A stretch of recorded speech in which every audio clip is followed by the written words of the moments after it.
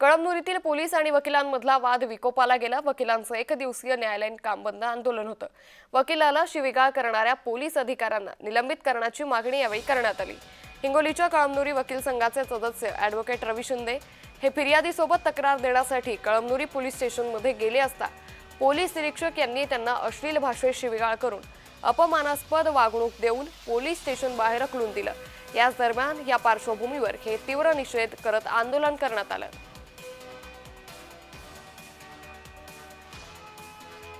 Police स्टेशनला येऊ नका, तुम्ही जर आले तर तुमच्यावर आम्ही काय गुन्हे दाखल करू आणि त्यांना धमकी दिली आणि पोलीस स्टेशन मधून हाकलून लावलं। त्या अनुषंगाने आम्ही काल दिनांक 26ला आम्ही निवेदन तयार करून आमच्या वरिष्ठ म्हणजे SP ऑफिसला तक्रार दाखल केली। तसेच हिंगोली न्यायालयात सुद्धा वकील संघाला आम्ही निवेदन दिलं।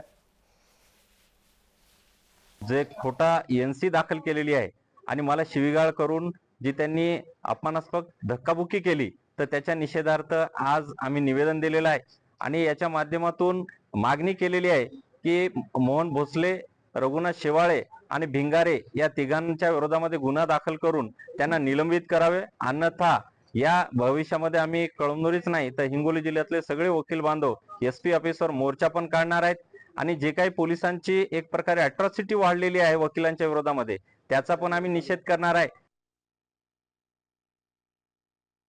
SP साहेबांकडे गेलतो, अर्चना पाटील मॅडम यांच्याकडे आम्ही लेखी तक्रार दिलेली आहे।